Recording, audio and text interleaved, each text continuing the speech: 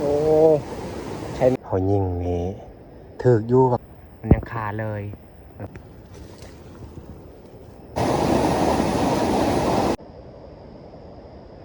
กราบทักทายสบายดีและกาสวัสดีพ่อแม่พี่น้อง FC เบิร์ดสู่ขู่สู่คนสำหรับวันนี้เบายุบกาสิไปดักยิงนกคือเก้าเนาะและกาหลังจากเขาดักยิงนกแล้วนี่เขากามากูกับดักนูเลยเพราะว่าตอนนี้ก็เวลา3 โมงแรงเนาะแต่เขาสิไปดักยิงนกก่อนจนกว่าสิหอด5 โมงคนละจึงสียางเมื่อแล้วก็กูกับดักนูเลย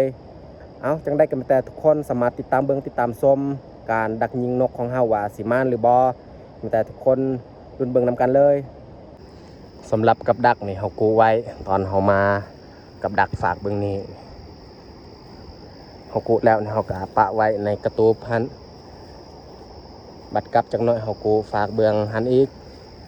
แล้วก็เอาเมื่อเลยเฮาจะไปกูลังทำอิฐหรือว่าลังแรกเลย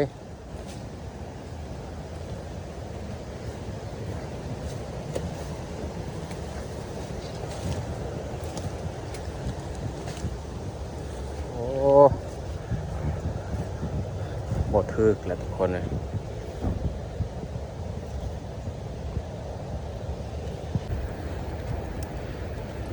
โอ้บอลนี้แหละมันบุกเคยถือจักเถือเขากู้ก็สำเร็จเรียบร้อยเนาะฝั่งเมืองนี้แต่เขาจะไปดักยิงนกเลยจักหน่อยเขากลับจึงกลับมากู้ให้มันเบิดเลยโอ้ใช่แน่มือนี้นี่แดดออกเบายุบนี่ออกมายามซ่านี่ก็เพราะว่าอยู่บ้านนี่บริหารแบะโตมันตกห้องมันตายก็เลยออกไปบ้านซ่ามื้อนี้นี่มีของกินแล้วอยู่บ้านของกินดีๆกับดักนี่เขาจะปาไว้อยู่นี่เลยนี่แหละจากน้อยเขาเมื่อจึงเมื่อเอาเขาปาไว้อยู่นี่เลย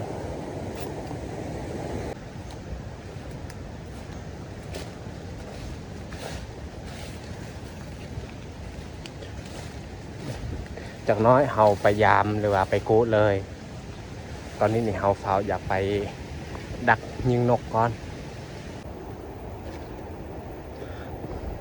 ตอนนี้ก็ใกล้ฮอดแล้วทางนี่หกแห้งเลยทุกคน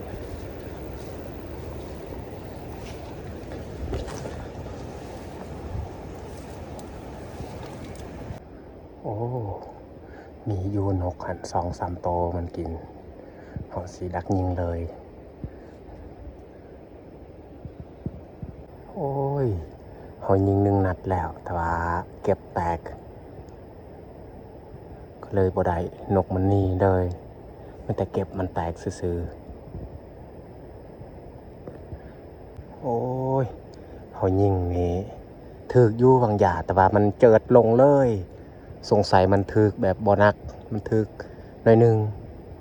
โอ้เสียดายเลย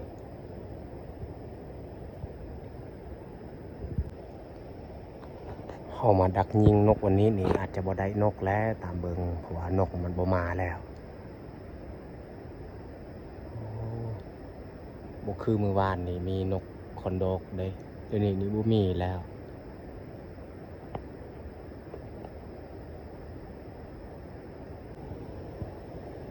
โอ้ยเขายิงตัวหนึ่งแล้วแต่ว่ามันตกน่าจะแม่นไกลเลยแต่เขาสิลงไปเบิง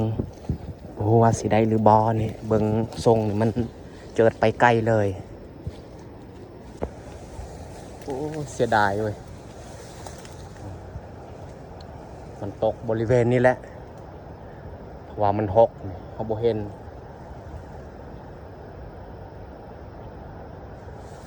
โอ้เสียดายซองต่อเลยมันตกมาฝากเบึงนี้เบิดซองเลยแต่ว่าบ่เห็นมันหกแหง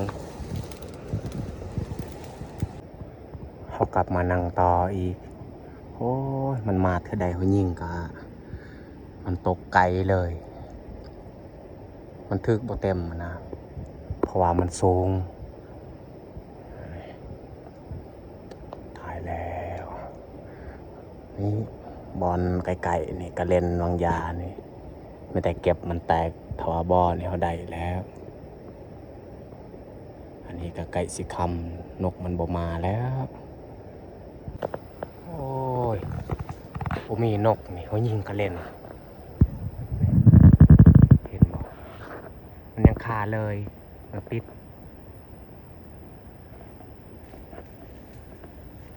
โอ้มันบ่ยอมตกคนเลย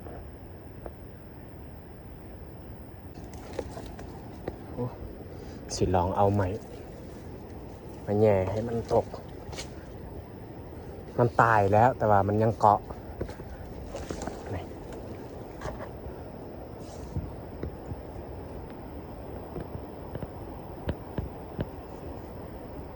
โอ้เกือบถึกหัว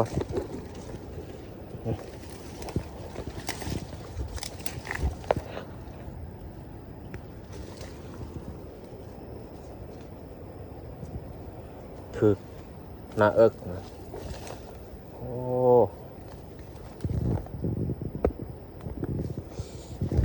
เกือบบ่ได้ซ้ำสัตว์นี่นกมันบ่มาเลยเสียดาย2 โตแล้วยิงมันตกแต่ว่ามันตกไกลมันตกบริเวณตัวมันหกเข้าไปหาบ่เห็นซ้ำบรรยากาศก็เริ่มมืดลงเลยวันนี้มีแต่สีกลับแล้วบัดนี้สิกลับไปยามกับดักหรือว่ากู้เลย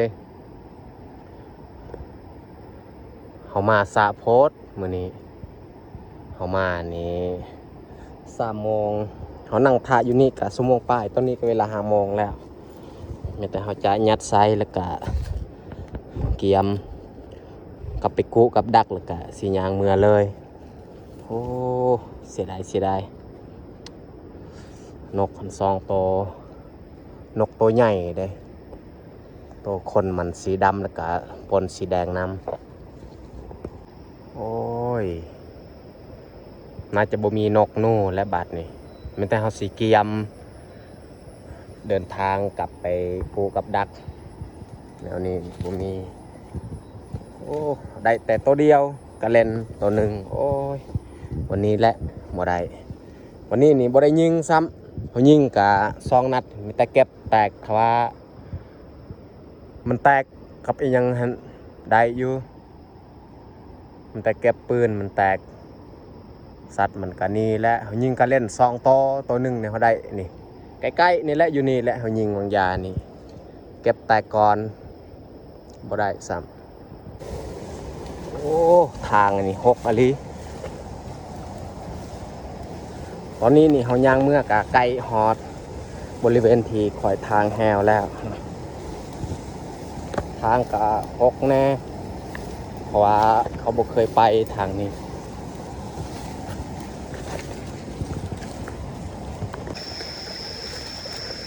ฮอดเพียงแล้วกระตูบที่เขาเฮ็ดไว้ปืนนี่เขาปะไว้อยู่นี่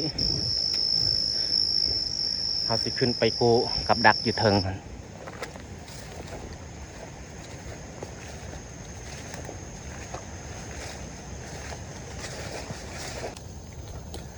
จะกูหลังแหลกเลย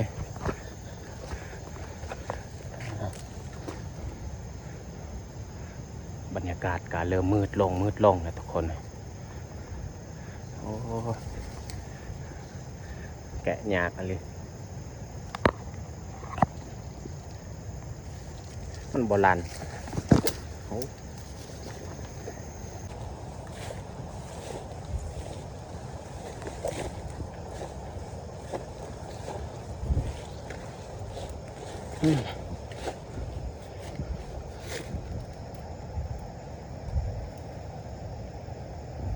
ตัวนี้นี่แห้งคัก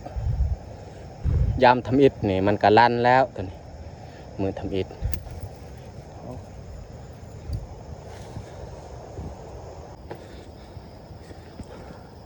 เรืออีกลังสุดท้ายโอ้กับดักนูตัวนี้นี่ไม่แต่มือทำอิฐแล้วเขายามมือทำอิฐหันมานกายหันบ่ได้พอโตซ้ำ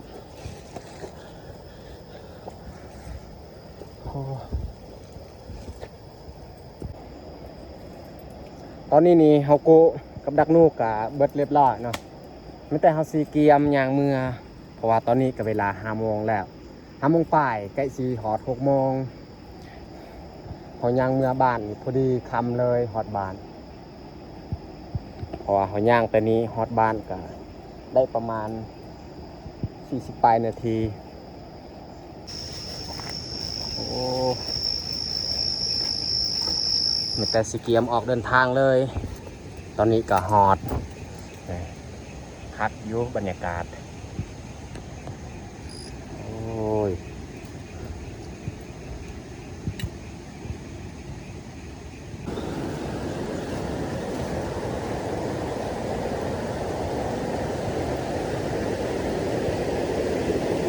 โอ้น้ำนี่แค่แน่มื้อนี้นี่ฝนบ่ได้ตกแต่ว่าเบายุบกับบ่ได้ออกไปหากินตอนเช้าแล้วก็ตอนเพลนออกไปหายิงกับสวงสีแรงๆและก็เลยบ่ได้สัตว์อีหยังได้แต่กระเล่นตัวหนึ่งโอ้น้ำแค่แน่มันบกแล้ว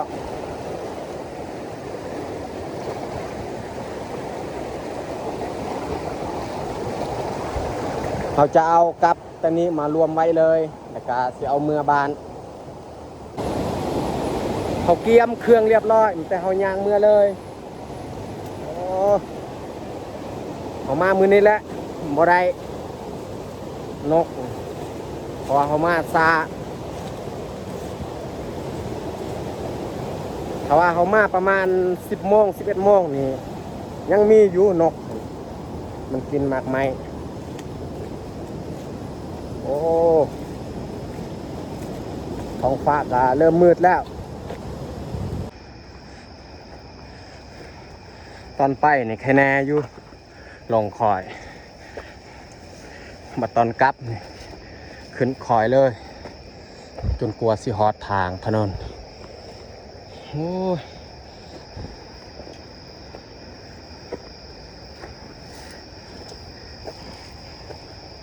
ทางตัวนี้นี่อาจสิได้ไปเรื่อยๆเลย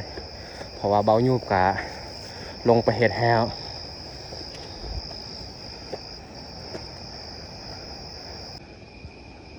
โอ้จากหน่อยนี่น่าจะแมนเดือนแจ้งเลยทุกคนนับแต่มื้อนี้นี่ฝนอาจจะบ่ตกเลยฮะ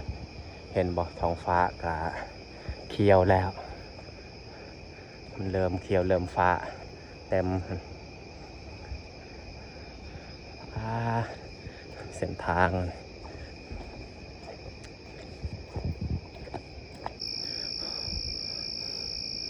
โอ้ยตอนนี้นี่เขาย่างกะมาฮอดเส้นทางถนนแล้วเมื่อยแห้งทุกคนเลยย่างขึ้นแต่ลุมขึ้นคอยตลอดเลยเขาย่างไปนี่ฮอดบ้านกับพอดีคำเลยและสำหรับคลิปนี้กะสิจบลงเพียงเท่านี้แหละต้องขอขอบใจทุกท่านที่เข้ามาเบิ่งมาชมแต่ต้นจนจบบ๊ายบายพอกันในคลิปต่อไป